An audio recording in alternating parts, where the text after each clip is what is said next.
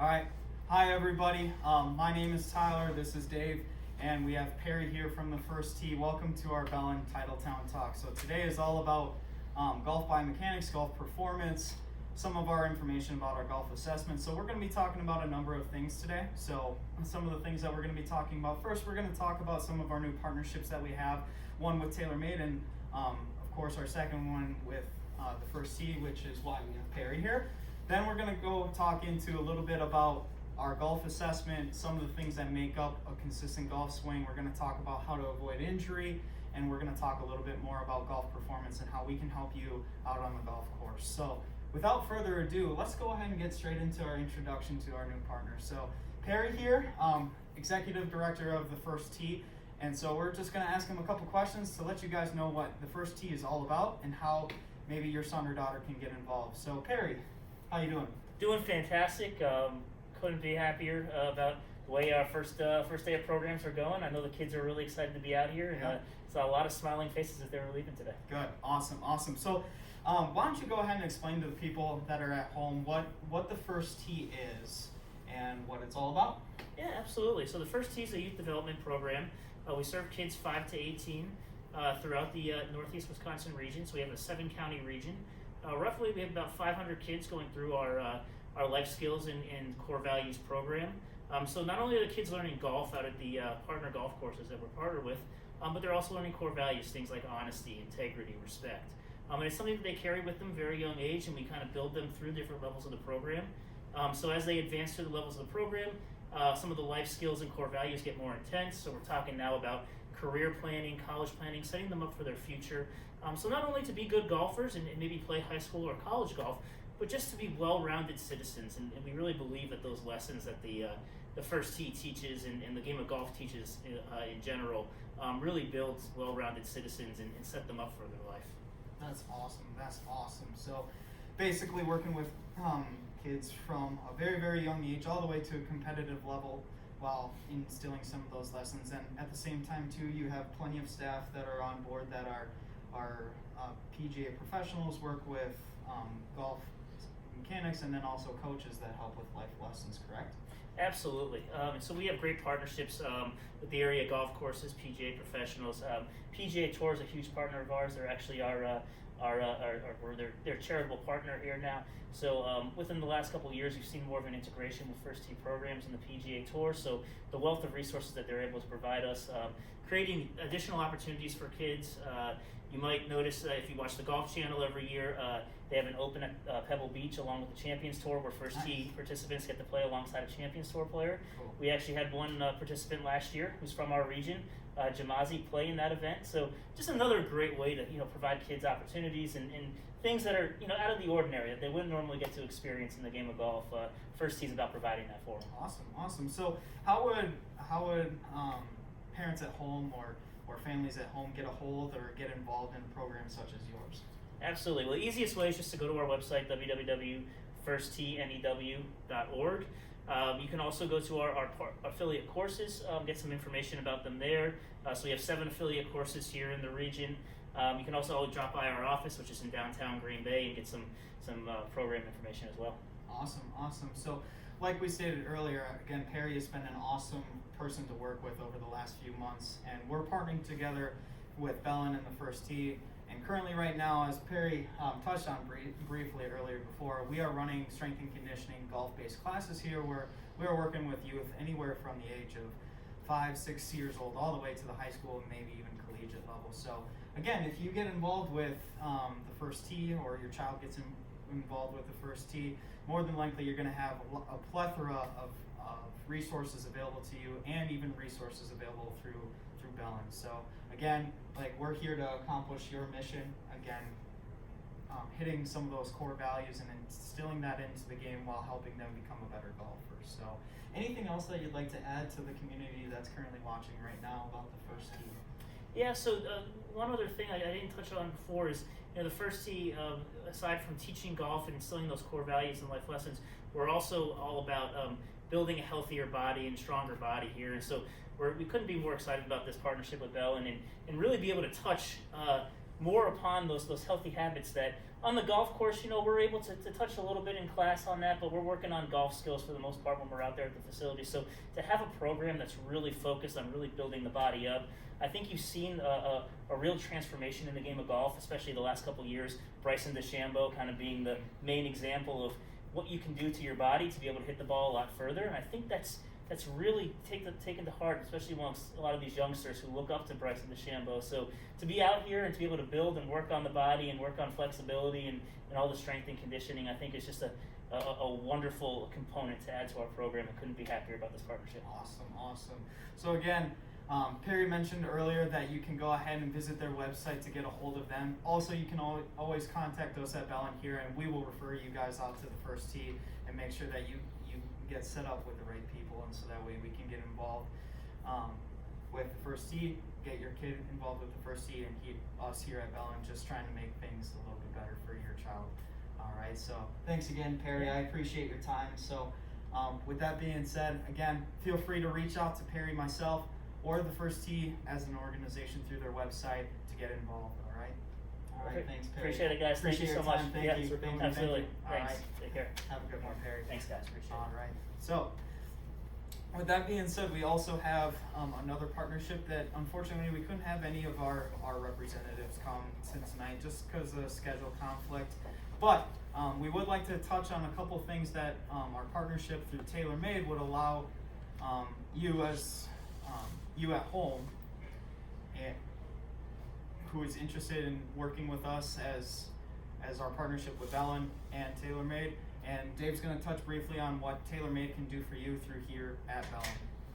So if you're interested in more of a club fitting kind of specialty sort of thing with them, what they'll do is get you set up and via TrackMan, get some data on your club head speed, on your launch angle, your ball speed, your spin rates.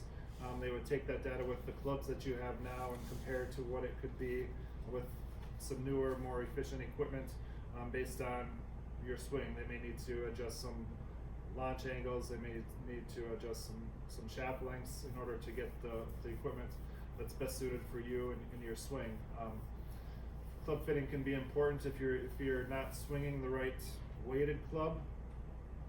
That can affect you both from a pain standpoint as well as performance.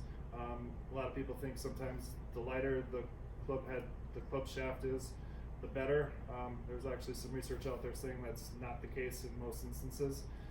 Conversely, if your club is too heavy for you, then that can kind of lead you into some faulty mechanics and predispose you to injuries, whether it be to your back or your shoulders as well.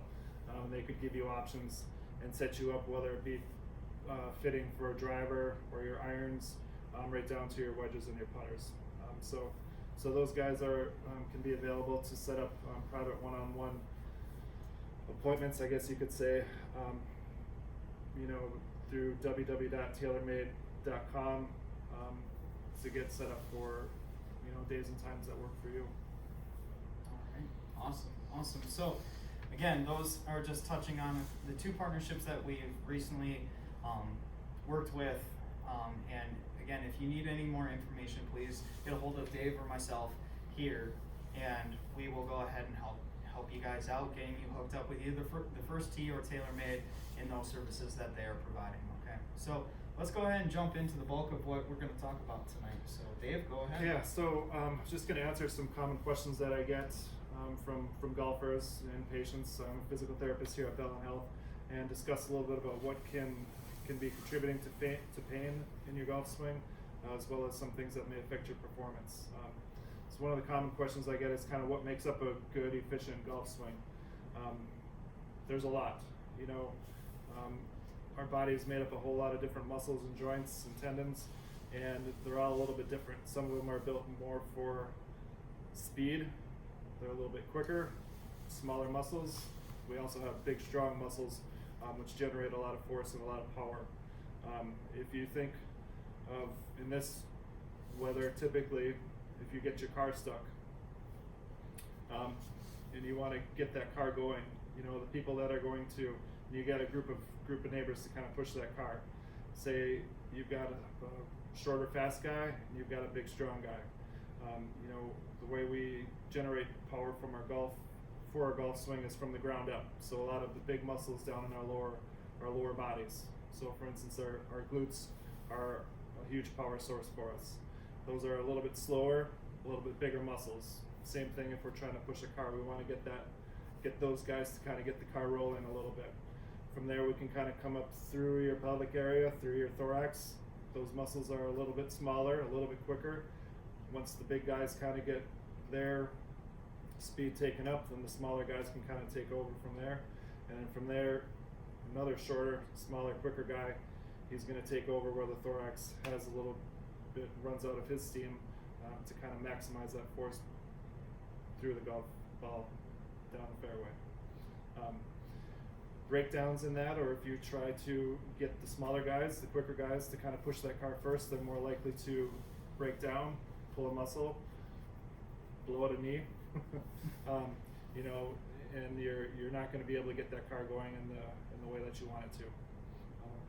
Another thing, some other common questions that I get is kind of what are the more common injuries that you see and what causes them. There's a few things that can kind of contribute to them. Not warming up properly is a big one. There's some research out there showing the type of warm-up that you do can also be a detriment to your performance. Traditionally, people do the static stretch where they kind of put their arm in a position or the leg in a position they hold for an extended period of time, more the static stretching. There's some research out there indicating that actually decreases your performance and can slow down your club head speed and also affect your consistency with your swing. Some of the research out there showing to be a better setup for you is more of a dynamic warm-up, which Tyler's going to go over later on as well. Yep. Poor physical condition. If you're not in the best of shape, especially if you walk the course, that can take a toll on you, depending on the course.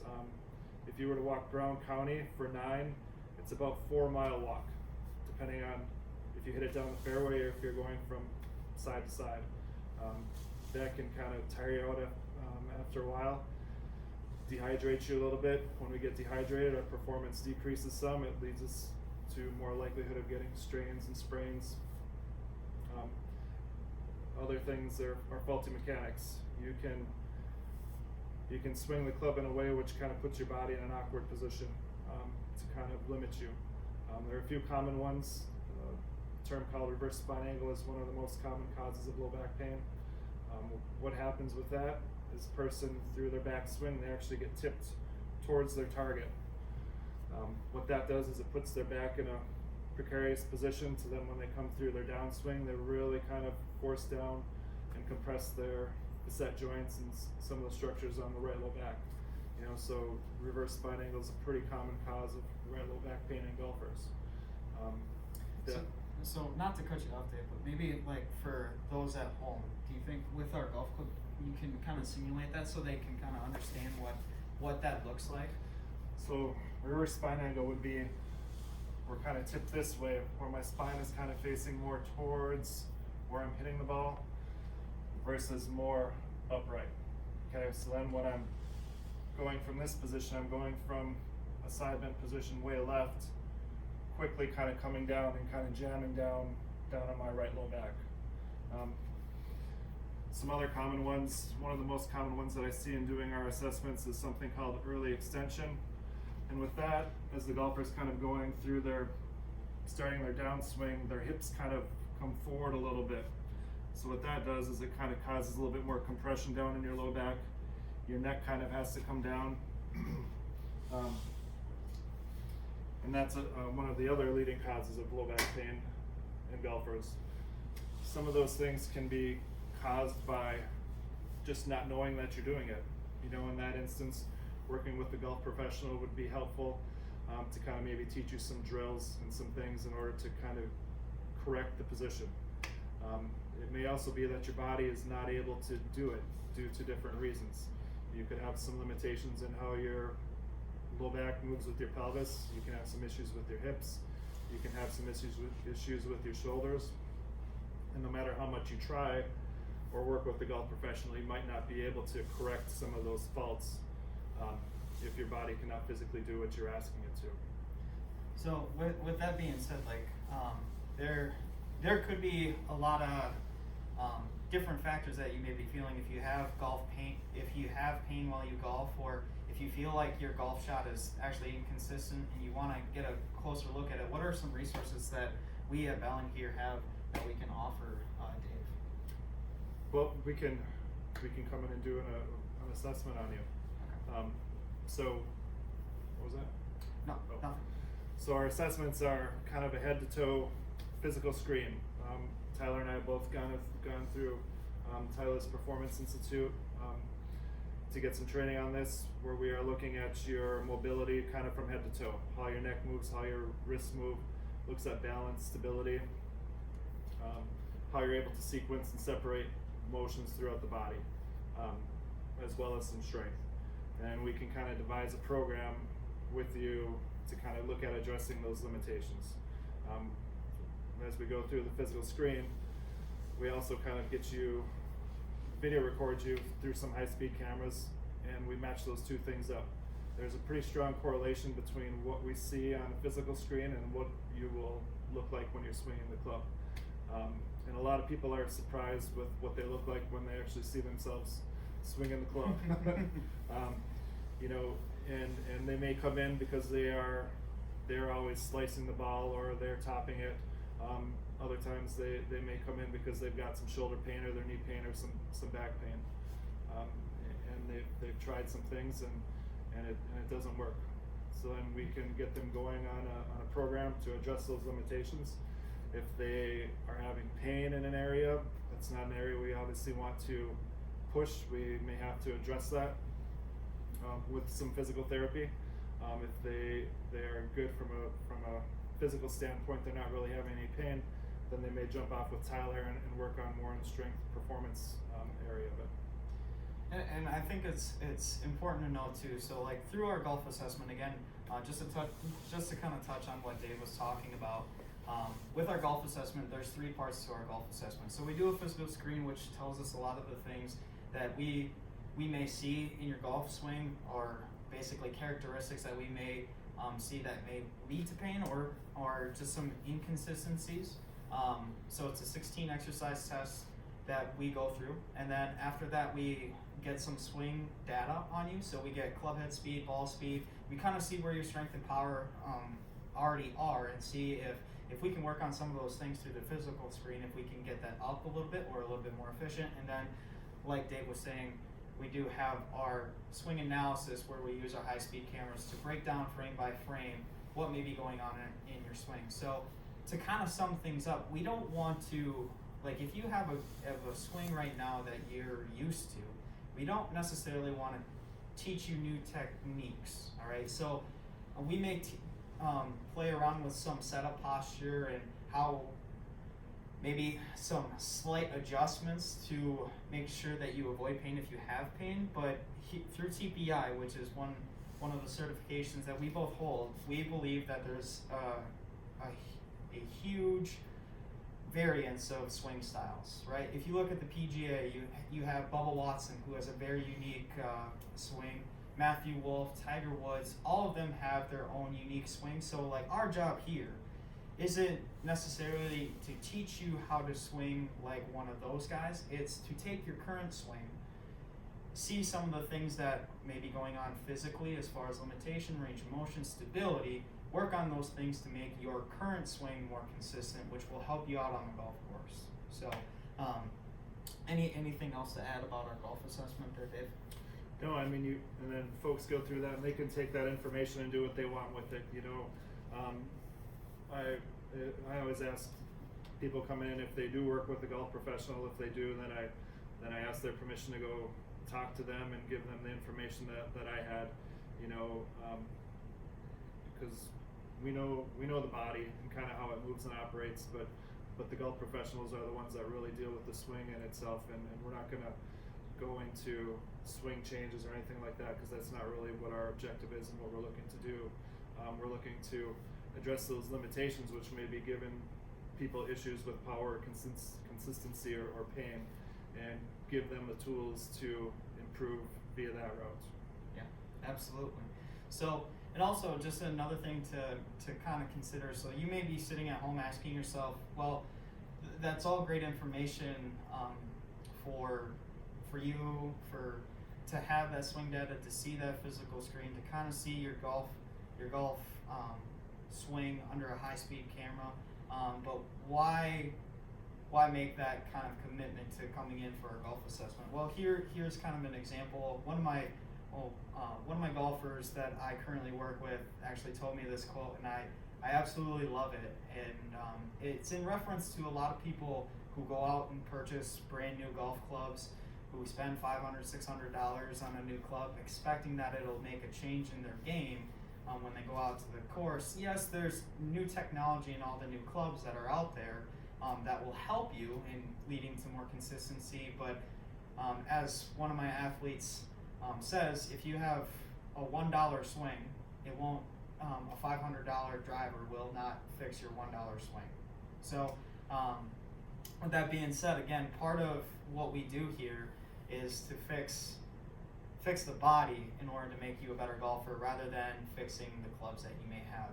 And if you are interested in fixing like some of the clubs that you may have after working with us through one of our programs, then we can definitely set you up with TaylorMade as part of our new partnership. So working hand in hand to cover all spectrums for you guys as well. So Dave, anything else that you want to add about your services that you provide here?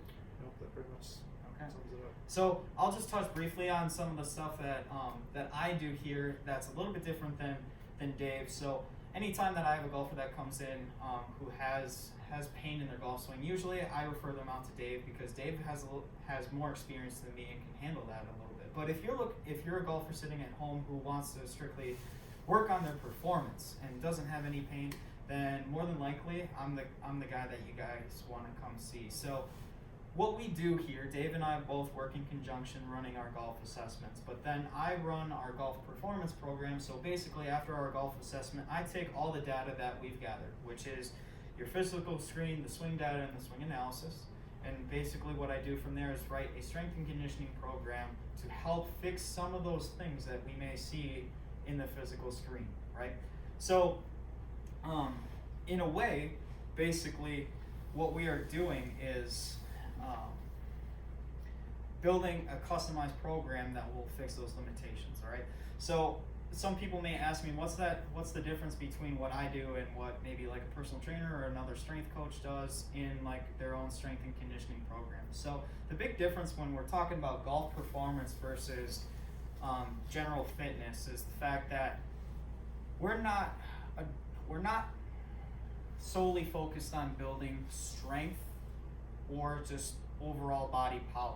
There are different things with the golf swing that rely on stability, coordination, range of motion, while producing power in different planes of motion. So the difference between what I do and what maybe another trainer may do is the fact that I focus more on complexity and making sure that people can stabilize in different planes of motion that are related to the golf swing that will help them out on the course.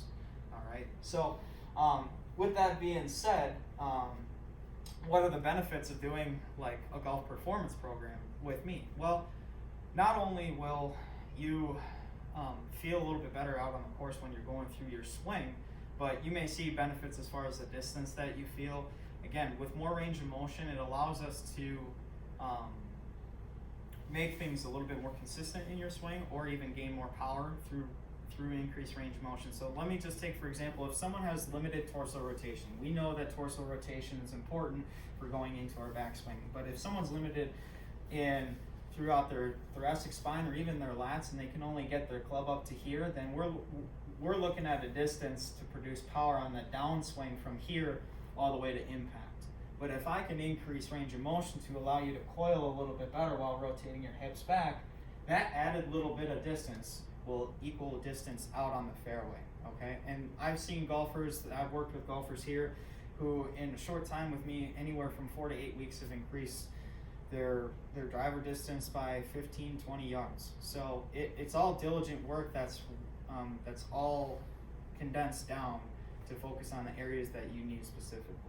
So the last thing I guess I really want to do as part of this Titletown talk for you guys at home is obviously we've given you information of stuff we do here at the clinic, but one of the biggest things that I want to cover is what you guys can do now, especially while you're at home, or just put it in the bank, so to speak, when you go out to the golf course, right?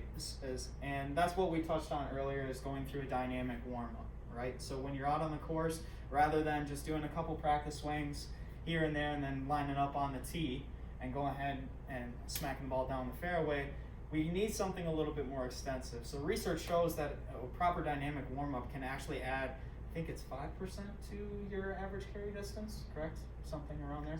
Yeah, so 5%, 5%, you know, 5% of 200, let's just say you have a 200-yard drive, 5%, that's 10 yards. And 10 yards can be the difference between 6-iron, 7-iron, or whatever club selection you may be working with, okay? So, with you guys at home, the only thing that you really need for this dynamic warm-up is a golf club, all right? So, Dave's got a golf club right around here, so we're gonna go ahead and walk through just a very basic dynamic warm-up for you guys, maybe 5 or 6 exercises, all right, that you can easily apply out on the golf course.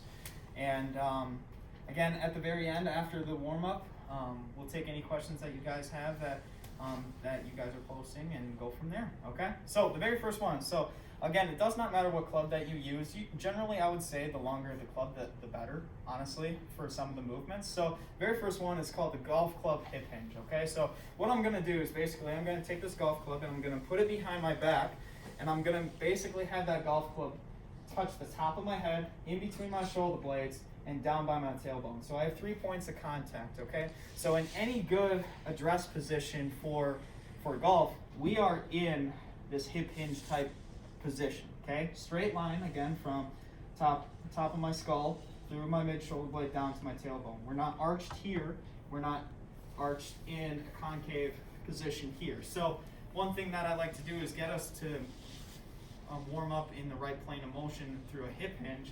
So basically, we're going to take that golf club, we're going to place it right on top of our head, have that golf club touch in between my shoulder blades and down by my tailbone. And from here, all I'm going to do is unlock my knees slightly and then push my hips back, okay? So again, I'm maintaining contact. Now, if one part of my body, let's just say my upper spine, does round, right, I lose 1 point of contact, okay? And then again, we lose that flat plane, all right? So we want to maintain 3 points of contact, hinge at the hips, all right? For some of you guys at home that may have tight hamstrings, you may actually feel a stretch with this one, and that's okay, all right? But again, working through that full range of motion, hinging down and coming back up, squeezing the glutes as you come back through. So I would say when you're going through this, 8 to 10 reps, that's going to be the general rule of thumb that I usually prescribe for my golfers out on the golf course, okay?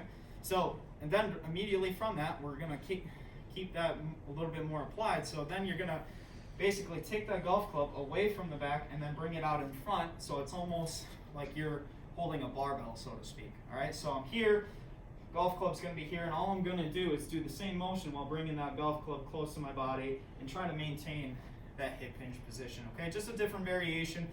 Either variation is fine with you, or fine with me, I should say. Whatever gives you more feedback and whatever allows you to keep that back flat the entire time, all right? So then from there, my next one, overhead squat. Overhead squat is actually one of our screening exercises that we do. We can get a lot about, we can tell a lot about your golf swing, or hypothesize a lot about your golf swing based off an overhead squat. So it's important that we add it to your warm-up, so that's something that we continue to work on, okay? So with an overhead squat, basically I'm gonna take that golf club, I'm gonna put that straight up over my head. From here, since it's part of the warm-up, I am totally fine with where you adjust your hands to feel comfortable, but the whole goal is after doing this for a long period of time, I eventually want you to work your hands closer together, okay? From here, all we're gonna do is keep our hands overhead, so again, golf club straight up over my head. My feet are hip width apart, and from here, all I'm going to do is sit back on my heels and try to keep that club over my head as I go down. So again, 8 to 10 reps, working on depth, working on keeping those arms back the entire time, all right? So then, from there, what I like to do, a lot of people call this sweep the floor, or basically I call this torso turns with the golf club. All right, so from here we're going to go ahead and get into our golf stance, our address position. And from here, all we're focusing on is allowing our body to rotate from our torso. So I got that golf club, I'm here. All I'm going to do is try to keep my lower body quiet and just rotate from the shoulders. Again, from a side view, again, I'm in that hip hinge position, my back's flat, I'm not rounding. Okay, my back's flat, and all I'm trying to do is rotate from side to side. All right, again, 8 to 10 on each side from there. Then the next one, so we covered the torso rotation. Let's go ahead and cover lower body rotation. So again, I got that golf club right up here. Now I'm trying to keep the upper body quiet. All I'm going to try to do is rotate my hips. Okay. The key thing for this one that we want to try to avoid, and this may be a good exercise to do in front of a mirror before you try it out on the golf course, is we want to avoid swaying from side to side. Okay. We want our hips to rotate rather than a sway from side to side. All right. So from here, I'm rotating back and forth. Okay. Just trying to get my hips to turn. All right. Next one, 2 more. Okay. I like to do is basically just a standing torso rotation with involving the hips. So I'm here, rotating from side to side, getting full range of motion through my T-spine and getting range of motion through my hips. So it's important to go both ways, not just in the direction of your own golf swing or your downswing. All right. And then lastly, it's what you guys already pretty much do out on the golf course. It's just practice swings. But here's the catch. It's not just practice swings with your dominant side, it's also your non-dominant side, all right? And a lot of research shows that we need to train both sides in order for there to be a power increase out on the course. Like for instance, one of the exercises that I do in some of my golf performance programs is a med ball rotational throw. If they're a right-handed golfer, I don't just have them throw with their right hand or the right side. I have them go to the left side too, okay? We have to cover both sides in order to develop power properly throughout the body and make sure that there's no imbalances or compensations, okay? So basically, again, just like you do out on the golf course, I'm a right-handed golfer, so I'm gonna go ahead, right-handed swing, go through some practice swings, then I'm gonna switch my grip. It doesn't matter if I don't have a left-handed club, and then just go left-handed swings, okay? And that's just a brief warm-up, but it's something simple that you guys can do out on the golf course. So again, it covers all ranges of motion, it covers a lot of different muscle groups, and I think with the implementation of that, then you guys will be good to go. So again, just to remind you on the exercises, so the very first one, again, the golf club hip hinge, okay? Then we have the overhead squat. Then we have sweep the floor, here, rotating the torso. Then hip twisters, okay? Torso rotation, allowing your foot to pivot, and then your practice swings, both left-handed and right-handed. All right. So, anything else that you would want to add to that warm-up there, Dave? Nope. No? Covers a lot of different things. So, do we have any questions at home at all? No? No questions? Okay. Well, comment below. Well, with that being said, so we have no more further information for you guys, but definitely if you guys think of something in the meantime, Dave and I are always here at the clinic, so you can always reach out to us, give us a call. We'd be more than happy to sit down and talk with you guys about some of the services that we have here and how we can help you guys out on the golf course. So again, thank you guys for your time. We really appreciate it. We can't wait to get back out on the fairway when the weather gets nicer, and hopefully we can help you become a better golfer. I do have one other thing to add. I just want to let you know about a kind of a golf readiness program that's going to be coming up at our Ashwaubenon clinic, which will be starting on February 2nd, running through the 25th. It's a 4-week class meeting on Tuesdays and Thursdays from 10 to 11. Before and after that, we're also going to run a little data and get some data on your people's club head speed before that classes start. So we'll do that in a day or two prior to the class starting, and then once it concludes, just to collect some data and see in that short amount of time what kind of changes we may have in just a general strength and conditioning class to get you ready for the golf once the snow does kind of clear. If anybody's interested in that, they can call at 430-4756. All right. That's it. All right. Well, thank you guys again for your time. We appreciate it. Again, we gave you some great information tonight. Feel free if you have any more questions to reach out to us, and hopefully we'll see you guys out on the course.